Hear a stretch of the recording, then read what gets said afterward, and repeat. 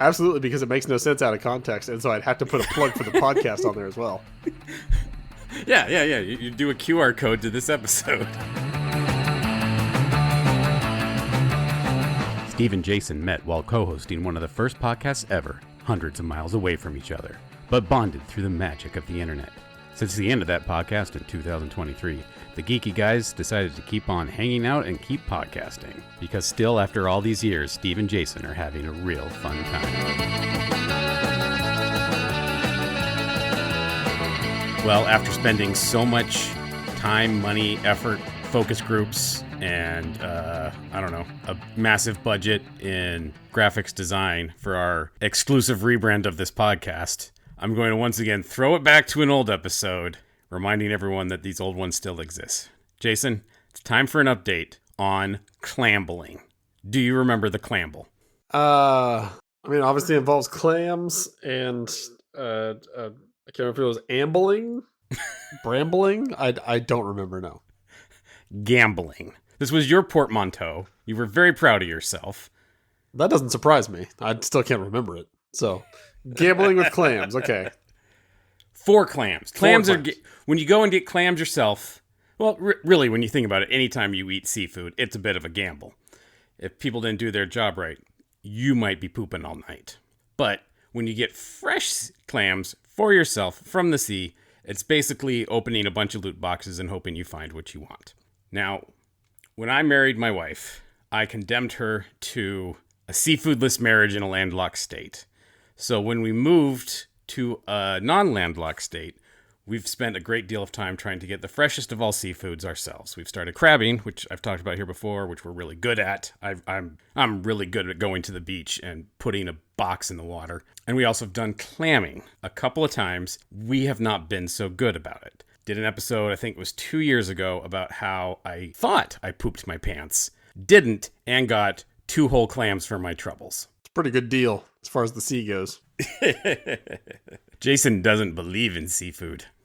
That's not something you can believe in. You might enjoy it. I do enjoy it. I just don't enjoy all seafood, and I certainly don't want to have any role in catching said seafood. Jason doesn't believe almost pooping your pants is worth seafood. That would be accurate. See? I speak the truth. But we were saved from a complete skunking by a wonderful Mr. Miyagi figure who taught me the ways of clamming, and I was able to get those 2 clams, save the day, save my marriage. It was wonderful. Flash forward 2 years to last month.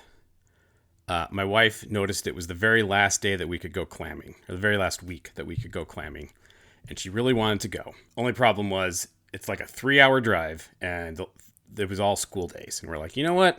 Our kids are old. They're responsible. We can get a hotel just for the 2 of us. They can get themselves to school that school day. We'll take the day off work. We're going to go get some clams. It's a wonderful, wonderful couples getaway. Get to the beach. Started clamming. Had better results than we did our first time, but still not great. We had like maybe 5 or 6 clams. We're like, do we want to keep doing this? This is a lot of work.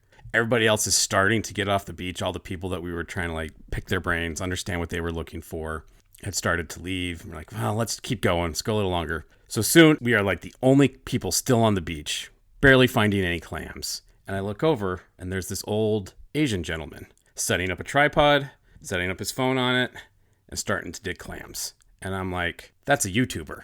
That guy's trying to get footage for his YouTubes. I'm going to go talk to him, maybe help him out. Maybe, I'm always networking, always trying to get new people on YouTube that I can, here's my channel. I'll look at your channel. Let's follow for follow in real life. It's not helping. It's not effective, but I don't care. So I go, I was like, hey, do you want me to film for you? He's like, that would be amazing. Thank you so much.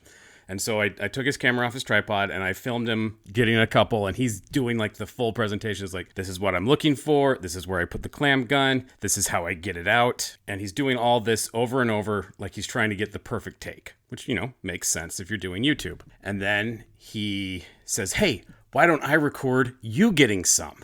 And I'm like, sure, show me where to dig. I'd be happy to do that. And he saw my technique. He's like, no, you're doing it wrong. Here, I'll do another one. Watch how I dig. And I filmed that. Jason, you can now watch the video.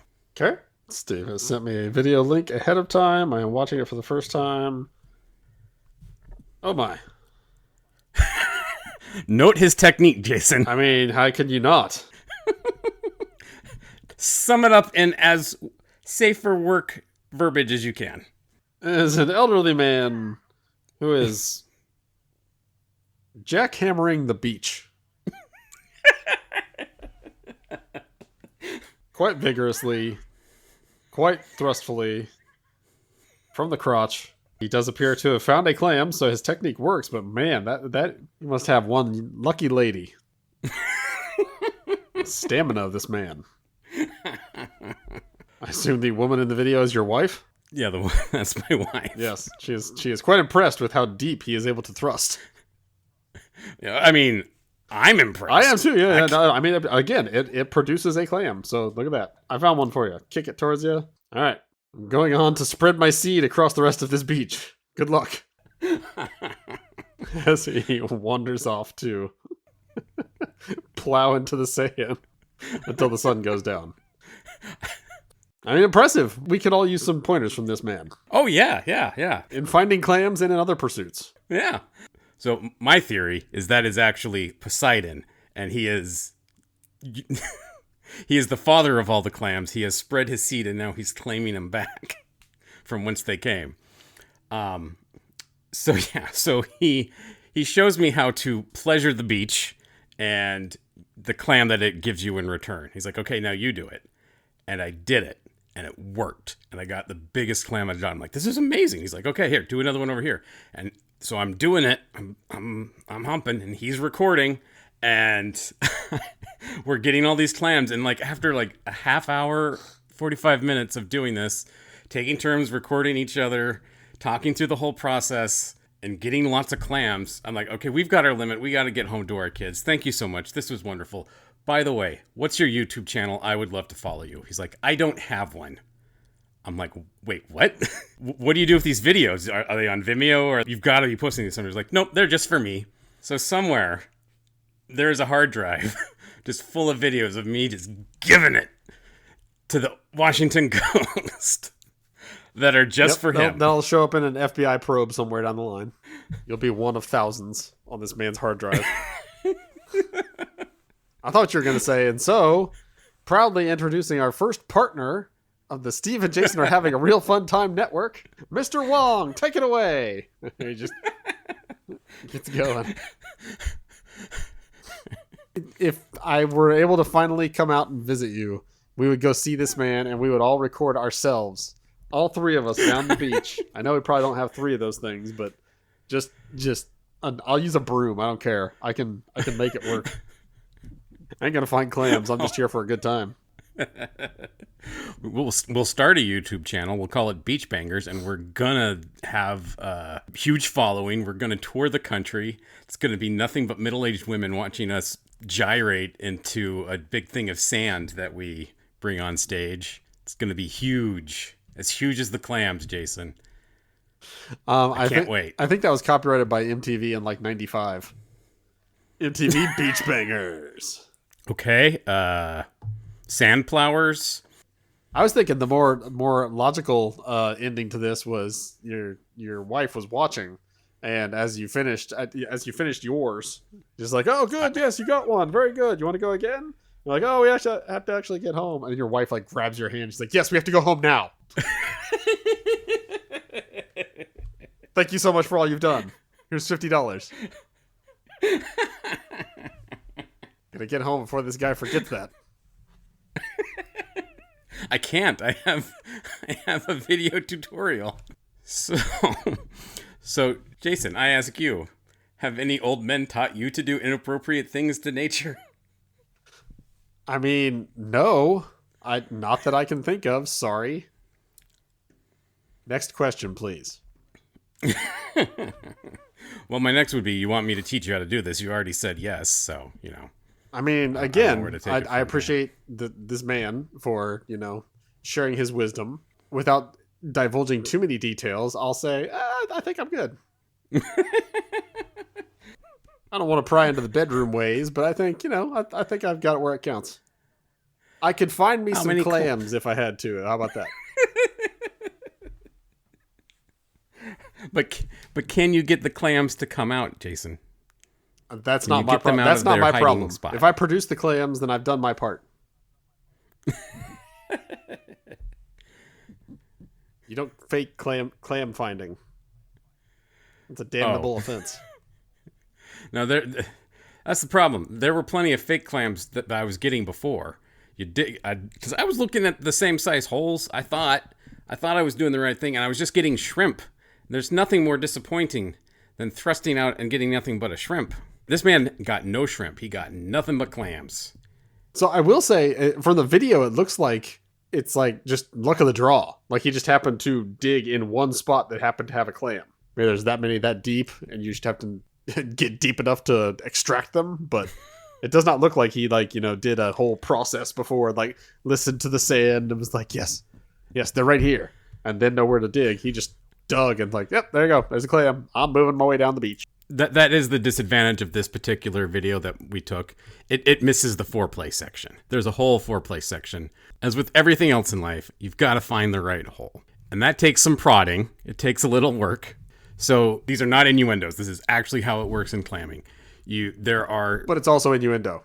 It works both ways, trust me. Only in your mind, Jason. I am hot no one and else is bothered thinking over here. sexual right now. Go turn on the ceiling fan. Drink me some water. Here, I'm listening. Yes, keep reading. Keep saying. You walk along the beach, and you, like I said, you're looking for holes. You're looking for big holes, but not too big of holes. Sometimes a nice divot is all you're looking at for. And then you take your tool and you start prodding. You got to bang around and see if the hole gets bigger. Because if the hole gets bigger, I'm practicing as you say it. Just keep going. So if the hole gets bigger, that means it's not a shrimp. That means it's a real clam. That means it's ready for you. Then you place the tool in the right spot. It's not a myth. There is a real spot. There's a real spot. It's there. You just got to know where to find it.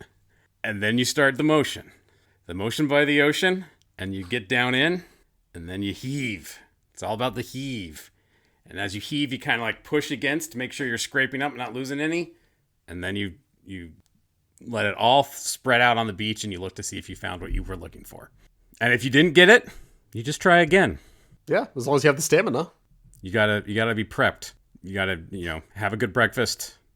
Eat the right food. Stretch. Get a good night's sleep. Jerk off the day before. Do an enema. Yeah, no, clamming is sex. Got it. You kept saying it's not innuendo, it's clamming, but you literally described the act of sexual intercourse. You said you didn't want to get too much into the Sigler household, but apparently you just go around your wife whacking her, trying to see what happens. No, that's all part of that's life. I think it's probably preferable if you choose one partner and stick with them for life, but a lot of people, will go around poking and prodding holes until they find the right one. With respect to my lovely, lovely wife, I found the right hole. And yes, I put that in the vows. And no, I didn't get to read them out loud. And yes, I'm still mad about it. I will pay you $300 American that if she somehow dies first, you put that on her tombstone. Absolutely, because it makes no sense out of context, and so I'd have to put a plug for the podcast on there as well. Yeah. You do a QR code to this episode. I don't know what the podcast is called at this day and time when she finally died, but whatever it is, go listen. It's got to be on some ancient device. Can stream By it. then, we'll probably have like digital things you can put on tombstones, so you push a button and you can hear the person say some loving words or goodbyes. And you can hijack hers and just put this episode in there. I mean, I have news for you. They already do that. So, yeah, we could. Not above it. They have audio tombstones? I mean, they have audio components of it or something, yeah. That's cool. I have nothing to add. I was like, someone stole my brilliant idea, but I'm just so happy that the world gets to hear Grandpa one last time. And then I would be happy to ruin that and, plug my podcast to get, like, an extra 5 listeners that happened by that tombstone. Like, that's good. Yeah, I'm gonna hack a whole graveyard. Memorial Day is gonna be big for us. That would be so much more of an exciting trip than it used to be when my family would take the annual trip to the graveyard to put flowers on all the graves, and I could have just been wandering around listening to podcast clips from other relatives of people who have passed on. Hey, I would go to the graveyard and pay more respects if there was an RSS feed that updated every time I went there. If there's more content to enjoy at a graveyard, I'd go more often. That's great. All you see is when people born and died and their names. I already knew all that. Give me something spicy. Audio content. Nice little clip. 2-minute clip at most. All the dirt that you were afraid to let out when you were alive. Just a list of all your sins read out.